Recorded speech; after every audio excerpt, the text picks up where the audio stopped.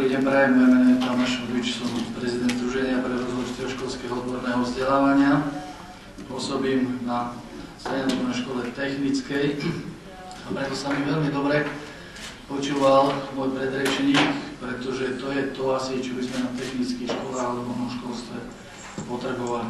My sme sa na Slovensku vlastne takisto zaoberali touto problematikou a zákon o odbornom vzdelávaní vlastne navodzuje ten stav nejakej tripartity a pôsobenia cez školstvo, podniky a VUC, ktorý sa blíži tomuto, ale samozrejme nám chýba tých 100 rokov a viacej v odbornom vzdelávaní, ktoré Švajčiarsko pred nami má, a preto tie skúsenosti sú pre nás veľmi cenné. Ja osobne oceňujem ten prístup a zaangažovanosť podnikov a trhu práce, ktorý určuje vlastne smery a obsahy vzdelávania.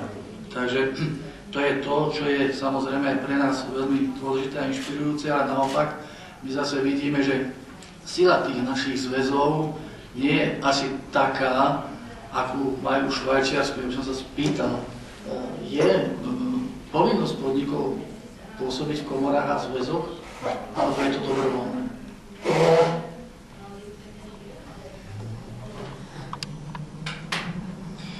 Es ist nicht obligatorisch.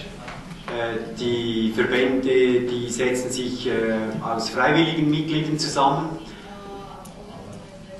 Aber es gibt natürlich Anreize.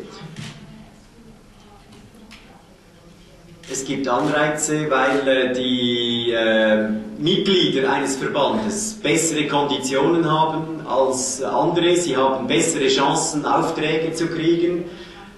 Und sie haben die Möglichkeit, dann ihre Lernenden, die sie ausbilden, auch zu günstigeren Konditionen beispielsweise in überbetriebliche Kurse schicken zu können. Es gibt also finanzielle und immaterielle Anreize, damit man Mitglied einer Organisation ist.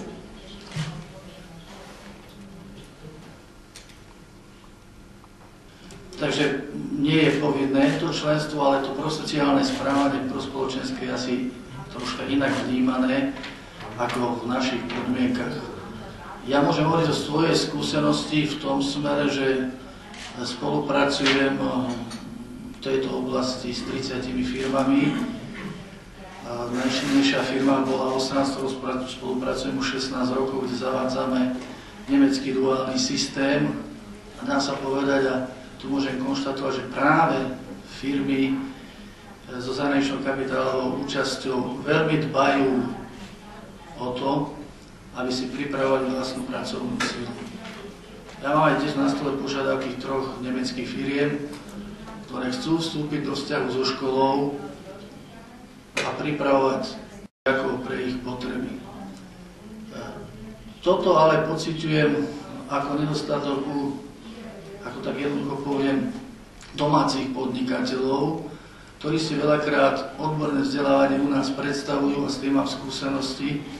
Môžem hovoriť o príkladoch, že prídem na školu, zoberiem si košík, vyberiem si absolventov a dovidenia.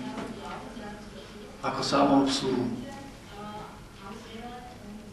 A ten vzťah budovania, to prosociálne správanie, videnie cez odpovedenie sa do prípravy vlastne sa u nás len pestuje.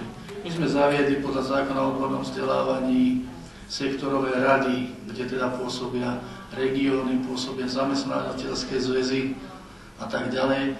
Ale vieme, že práve od zamestnávateľských zväzov vznikla požiadavka, aby boli viac menej ich povinnosti zmenšené, keď to tak jednoducho poviem. Že nevidia možnosť alebo nechcú, nerad by som to imperatívne používal, tak vehementne vstupovať, pretože vidia za tým aj značnú časť peňazí a chýba to videnie, ktoré tu bolo predstavené, že v dlhodobom horizonte je príprava vždy pre podnik prínosom. Ja som mal možnosť navštíviť školy v Švajčiarsku a veľmi pozitívne vnímam práve to situačné učenie a projektové vyučovanie, ktoré sa realizuje, čiže v náväznosti na konkrétnu prácu.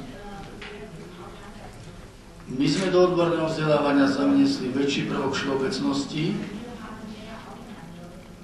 A obmedzili sme práve veľakrát to odborné vzdelávanie, či už vo firmách alebo v dielniach. Pretože nie je možné automaticky preniesť sem, aj keď dobré veci, povedzme, ale rýchlo, pretože vychádzali sme z iných tradícií, z iných možností a nedá sa všetko jednak jednej uplatniť v našich podmienkach. Ale tie pozitívne veci, ktoré tu boli povedané, tak by sme boli všetci riaditelia odborných škôl a technických veľmi radi, keby sa začali prenášať do nášho systému. Pretože my sme dnes v stave, a ja osobne aj na škole, že mám požiadavky firiem a mám málo žiakov. Odborné vzdelávanie, zvlášť technické, u nás vo verejnosti stratilo to, čo tu bolo povedané, ten imidž, na ktorom je aj ten švajčiarsky systém postavený, že to meno toho povolania, tá váha toho povolania, uplatniteľnosť a v konečnom dôsledku aj zabezpečenie životnej úrovne, ak existuje, absolvujem takýto odbor. Nastavením mzdovej úrovne ešte veľakrát na Slovensku pokrývkalo. Povedzme si otvorene. Uživý učebný odbor nášho absolventa z hľadiska mzdy, tak aby mohol fungovať a nemusel nič extra, ale mohol byť spokojný, že ja som rád a tak ďalej.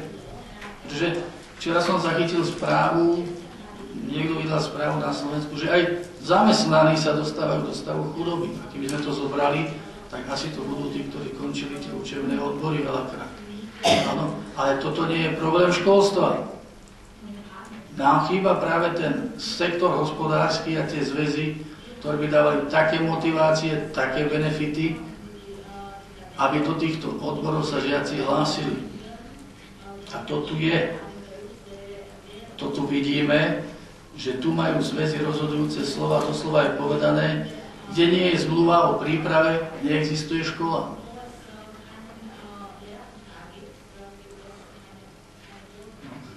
Čiže ak ten podnik zaručí to učňovské miesto, tak má asi aj perspektívu s tým človekom ho udržať a zamestnať.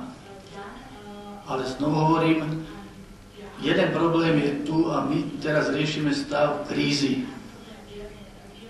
My sme si mali uvedomiť, že teraz hodnotiť situáciu na Slovensku v stave krízy, čo sa ako vyvíja, je trocha zložité, pretože vidím to aj na firmách, s ktorými spolupracujem, že oni znížili počty žiakov na prípravu a nepripravujú sa v čase krízy na ďalší rast, pretože aj do podnikov prišli manažéri, ktorí sa viac zaoberajú finančným kontrolingom ako nejakou perspektívou rozvoja podniku. Bavíme sa len o čiernych a červených číslach a uniká nám budúcnosť a príprava toho absolventa. Ďakujem.